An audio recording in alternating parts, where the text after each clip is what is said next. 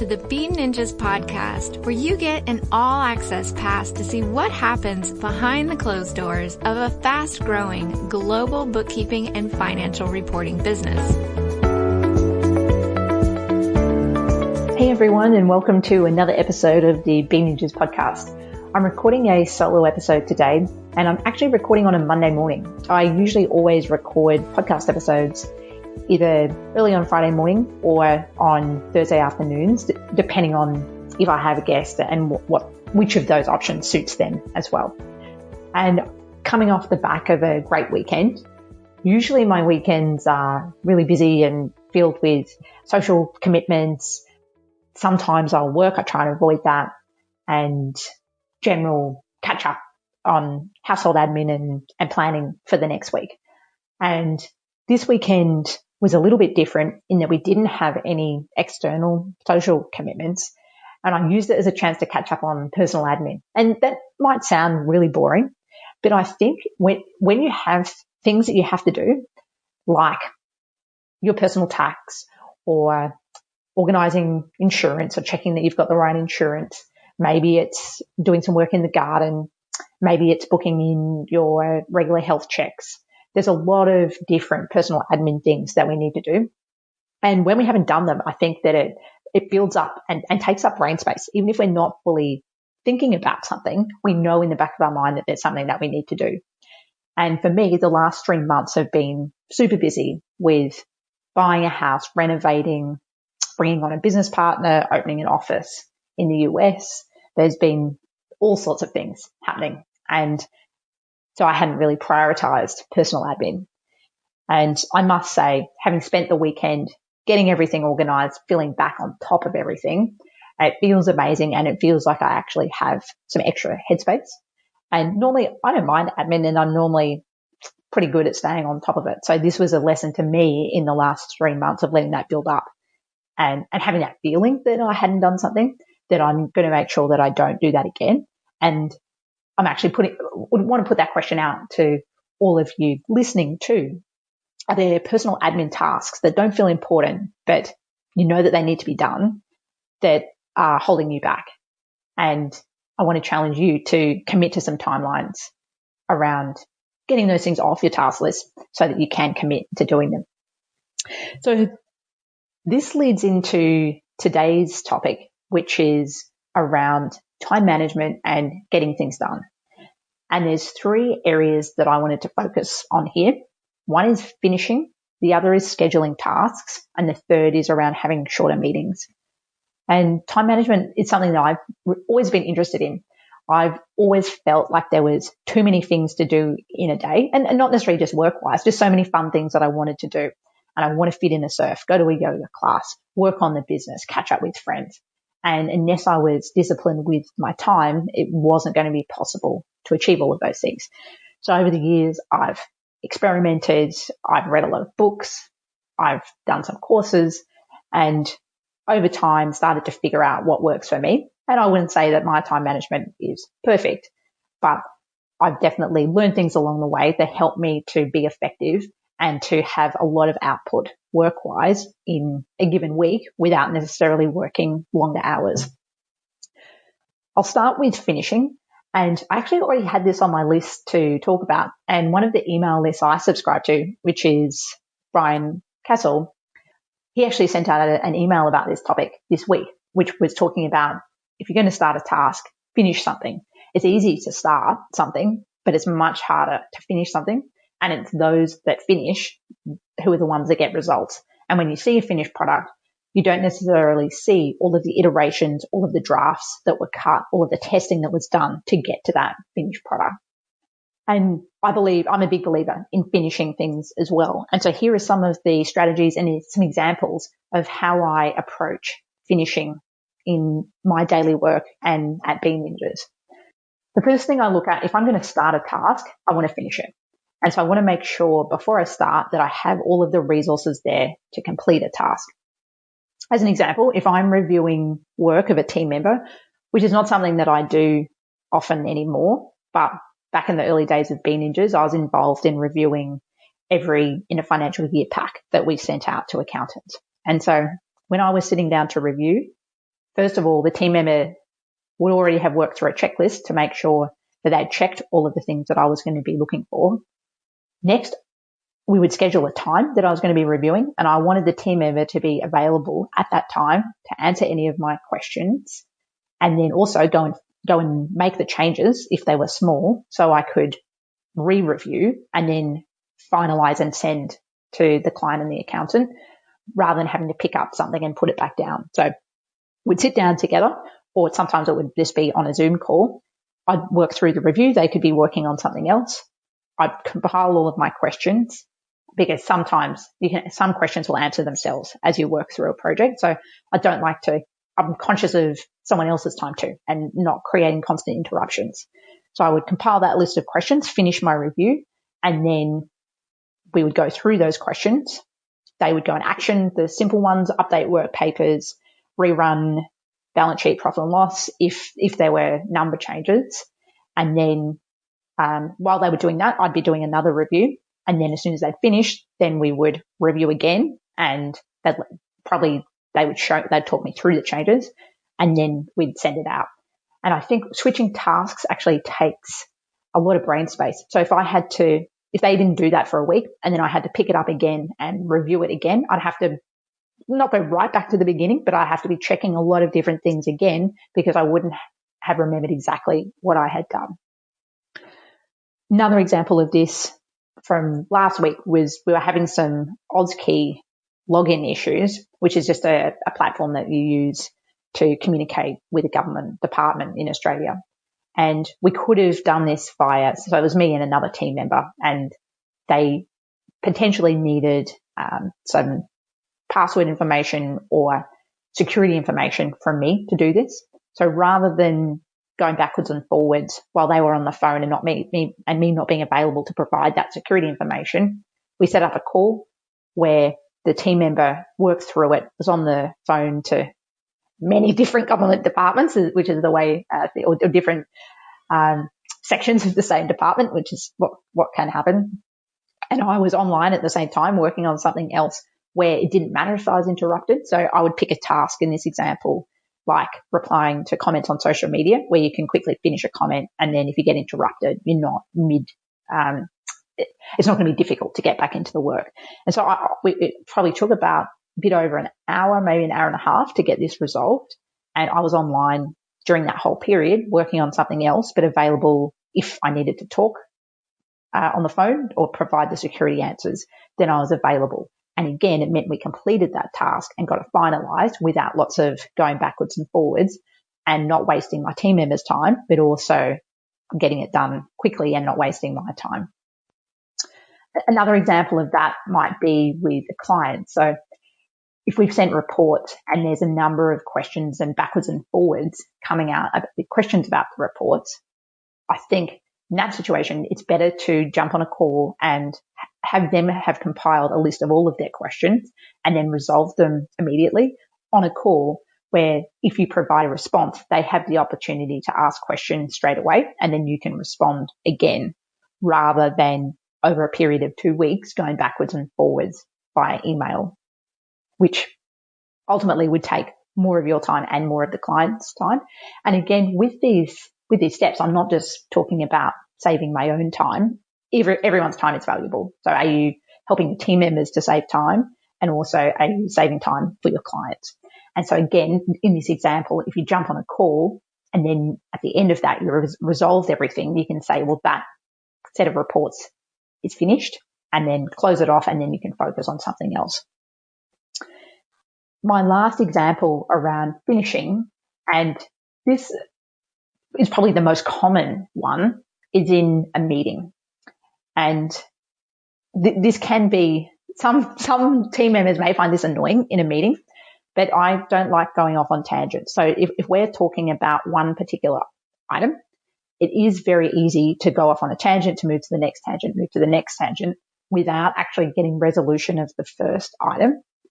So as an example of this, in one of our most recent meetings, we were talking about creating a client exit survey. So if someone does leave, then we want to understand whether it was price, whether they weren't happy with the the speed of their reports or the accuracy of their reports, whether they're moving to an accountant that includes bookkeeping. So we want to dig into that. And rather than spending 10 minutes talking about what might go in the client survey and then moving to the next agenda item, I'd prefer that this is only a small task. Let's actually finish it. If we're going to spend 10 minutes talking about the client exit survey, let's list all of the questions and then assign someone who's going to liaise with the web developer to get this completed. And even if it's not perfect, at least it's a start, and then that can be refined.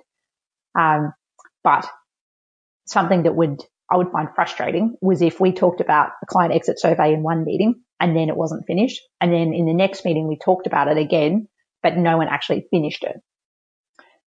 This isn't possible always with bigger tasks, because you might not have, if it's going to be a half an hour or 45-minute job to finish something, then it might not make sense to use the meeting for that. And in that situation, I would want to know who needs to do what by when. So there's not time to talk about it, or it's not the right forum to finalize it or finish it in this meeting.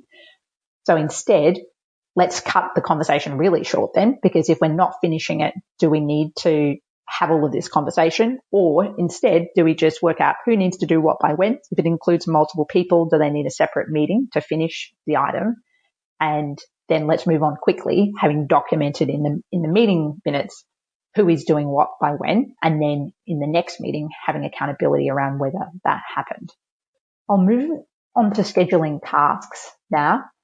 And there's a philosophy, I can't remember if it's Parkinson's law, or I might be getting confused around that, but it's basically whatever the time available, tasks tend to expand into and take as long as what is available. So if you have a deadline of Wednesday, then the task will be completed by Wednesday.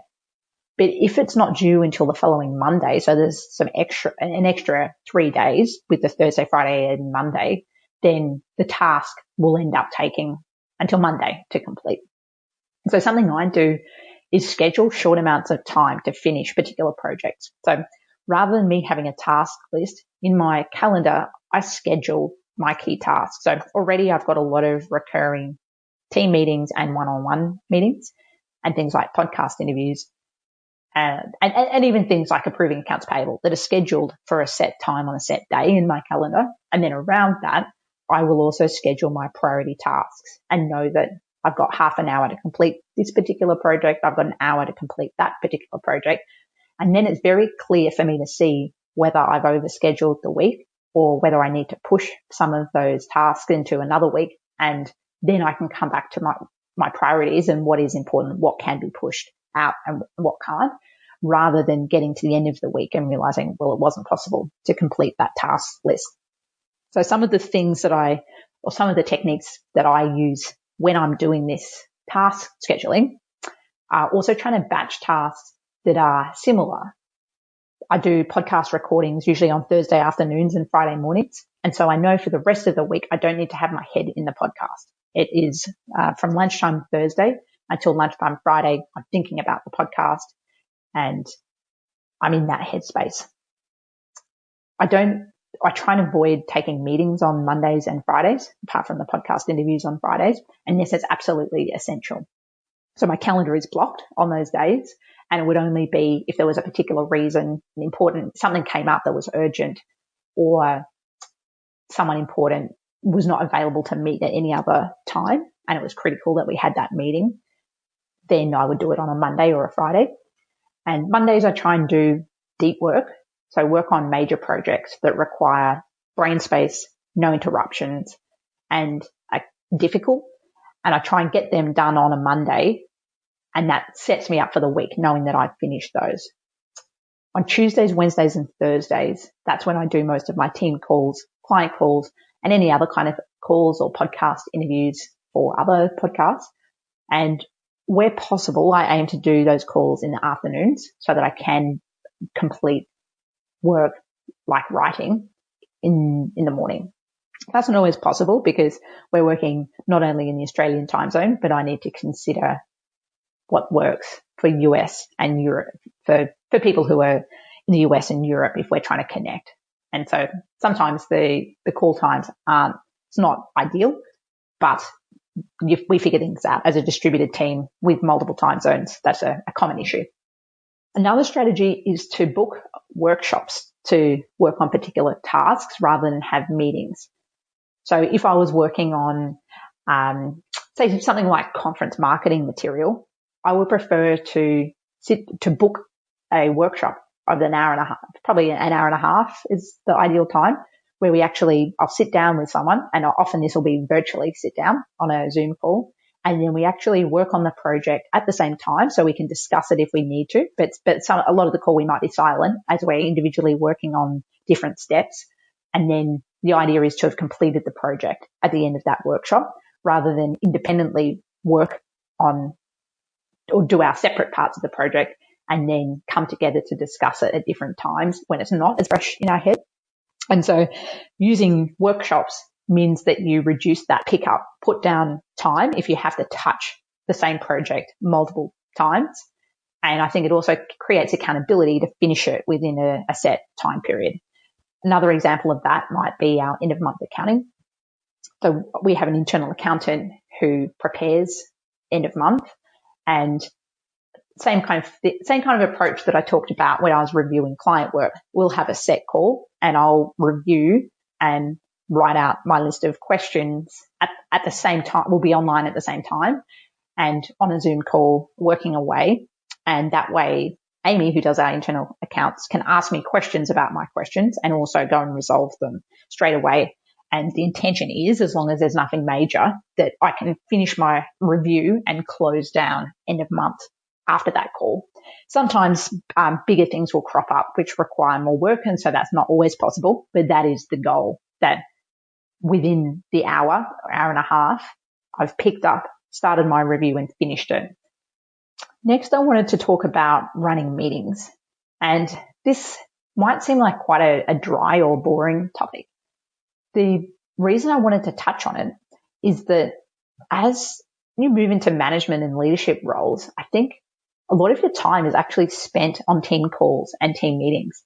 So if you can run these meetings really efficiently and effectively, then you might be able to cut out 5 hours of your week, depending on how long your meetings go for and how many people you're meeting with. Some of the things I consider when I'm looking at what makes an effective meeting is, first of all, what is the objective of each meeting? And as a distributed team, sometimes one of the objectives is social interaction, because the meeting or Zoom calls are the only social interaction that we have with different team members, because we're not crossing paths in an office. And so if we're aware that that is one of the reasons for the meeting, then I think it becomes clear that it's fine to have some chat about what happened on the weekend, how everyone is. And that's actually important for relationship building. There probably is another purpose to the meeting. There usually is. And that might be in a one-on-one call. It might really be to check in and see how a team member's going, how their workload is. Are they happy and enjoying things? Do they feel like they're moving towards their career goals? And so that might be the objective of the meeting rather than finishing a particular task. If it is a team meeting, then one of the objectives might be to make decisions on particular areas of the business, or it might even be accountability.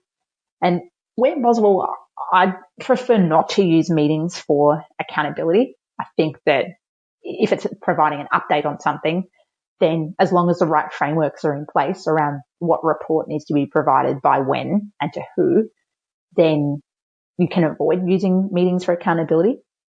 But sometimes getting to that point might take some time. As an example, if I wanted reporting around sales, so every week I'd like to know in the business the dollar value of the new monthly recurring revenue that was signed in the previous week, the number of new clients, the number of new leads that came in, and the number of scoping calls that were booked. If we haven't got a clear report around that at the beginning, then I would set up a meeting to discuss the draft report to make sure that I understood it and that me and the sales manager were on the same page. Then over time, as that report got more accurate, eventually we wouldn't need a meeting and I would just receive a report on that and we could get back to the primary focus of the meeting, which is to discuss things to a point of resolution. And then from that, if there is an action item, then identify who needs to do what and by when. We use Wrike, which is spelled WRIKE, as our internal management system. And they actually have the ability it's great for meeting agendas. So we'll schedule meetings and they'll have an agenda preset, which we can tick off as we go through. But it also makes it easy to assign action items within the meeting and to different people as well. So there's lots of other things we could talk about with meetings, like having agendas, having set time limits to talk about particular things, someone writing notes, meeting notes or minutes. The objective with me sharing my thoughts on meetings wasn't necessarily to go through meeting best practice, because I think there's already a lot of information about that, but it was to look at some of the things I consider when trying to structure effective meetings in the business, but also how to keep them short. And again, if we're applying Parkinson's law, I hope that I am applying the right theory here. Then if you schedule half an hour, really trying to stick to that time frame. So only scheduling half an hour if that's what you need, rather than scheduling an hour. Next, I just wanted to round out this chat with some general tips. So these are general time management tips that I use in structuring my day to make sure that I have an effective day, but also an enjoyable day. I want to have fun every day too. And I do find working in Beanagers and growing that business fun, but I think it's important to have things outside of that too. When I start my day, I get up in the morning and I do try and do something fun to set up the day in the beginning. And for me, that's usually going for a surf. So I normally get up at around 4:50. I try and be up before 5 and then drive straight to the beach. I've got my running gear and also surf gear. So if the surf is good, then we'll go for a surf. And I definitely started the day in a fun way. Going for a run, I don't enjoy as much, but it's still nice along the beach. And sometimes if my body's feeling a bit sore or I'm not feeling that energized, that'll be a walk rather than a run. But at least I've been to the beach, grab a coffee on the way home, and it's an enjoyable start to the day. I do try and have lunch. I will sometimes eat lunch at my desk, but not working. Sometimes if the weather is nice, then I will walk across the road to the beach and have my lunch in the park there, but that's not always possible with the weather. Sometimes it's a little bit too hot or if it's too wet, but I will, regardless of where I actually eat my lunch, I will try and get up and go for a walk and just clear my head. Previously, I used to, when I was working elsewhere, which had, where there was a gym downstairs, I would actually go for a workout or a run and then have a shower and then go back to work. It was a bit of a struggle. I never enjoyed spending time on hair and makeup anyway. And so exercising at lunchtime may mean that has to happen twice in a day, which is not my favorite thing. But one of the benefits of working from home is that may not be necessary. I also like to know what time I'm finishing work. And that means that I've scheduled my tasks for the day and I know what time I need to get everything done to finish. And if you've got nothing planned for the evening, then there's not as much of an incentive to finish at a set time. So I will usually try and have something scheduled, and whether that be a yoga class or on Mondays I have touch footy, or maybe it's even just it's a date night with your partner. But knowing that you've committed to being home at a certain time means that you finish your work quickly and then go off and enjoy doing something else. I avoid in-person meetings where possible and try and use video conferencing instead. And that means I really believe in the value of relationships and face-to-face time. So that may sound counterintuitive that I'm avoiding in-person meetings. And for me, that's just avoiding them during the day. During my prime work hours, I want to be smashing out the work. And then when I am spending time on in-person relationships, I prefer to do that at something like an event and spend more than half an hour with that one person and be focused on meeting a number of different people. And I really do value relationships. So as I said, this might sound counterintuitive, but think of it this way. If you're meeting with someone, one of you needs to drive somewhere, so there's travel time. If you've gone to the effort of driving somewhere, you're probably not going to just have a half an hour meeting. It's probably going to go for an hour, and then there's travel time after that. Whereas I think most catch-ups can be done by video conference in half an hour. So you've saved time there. And then from there, you can decide whether an in-person meeting is necessary. And if it is, then set something up, not during your prime time work hours. And so I want to be clear here that I'm not devaluing in-person meetings. I think that face-to-face relationships are important, but I would be a lot more picky about who you are doing in-person meetings with, and especially if it's during prime work hours, that's when you can achieve. So if it was, say, 10 a.m. for me, which is when I'm in the zone and getting great work done, it would really break up my flow if I had an in-person meeting from 10:30 to 11:30. So I'd be very conscious about when I was doing those. And by reducing in-person meetings, and also from the section earlier around having shorter meetings, that actually frees up time to focus on your most important work. And in my case, some of my most important work, I feel like that is time spent with my team and developing them. But a longer call isn't necessarily a better call. So I could still be spending time with different team members and developing them, but doing that in 20 minutes rather than spending an hour on the call. I see other aspects of my most important work as a CEO as working on strategy, also systemizing our business and activities that help to remove me from the day-to-day so that I can focus more on strategy. And I also involve the team in creating systems, and we have a couple of different podcast episodes around that. There's one that is specifically around creating systems, and there's also one where I talk about the type of work that I do as a CEO and where I see what is working, but also where I see room for improvement around that. And then something else I'm quite involved in at the moment is also developing content. And I feel like these are all valuable activities. Maybe developing content will get handed off at some point, but creating systems, that's definitely one of my core strengths, and the same with strategy and also team development. And they're all things that I enjoy doing too. One other tip, and I think this is widely known, but I will try and close Slack, which is our internal communication, and emails when I'm working on a particular task. I will often, to complete a task, it requires communication with someone else. So I will need to open up Slack and emails and then respond. A technique I use with Slack is to not open a thread unless I'm going to reply to it, because it's very easy to miss replying. So if I don't have time to reply, then I'm going to avoid reading as well.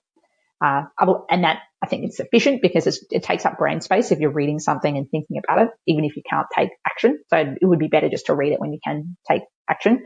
And then the other is it can be easy to miss things in Slack because they don't sit in your inbox, in the unactioned messages, the way that they would in an inbox. Right. That's everything from me in terms of the lessons and tips that I wanted to share in terms of what's working for me. And I'd love to answer questions around this too. So make sure to send in any thoughts or questions or anything that's working for you too.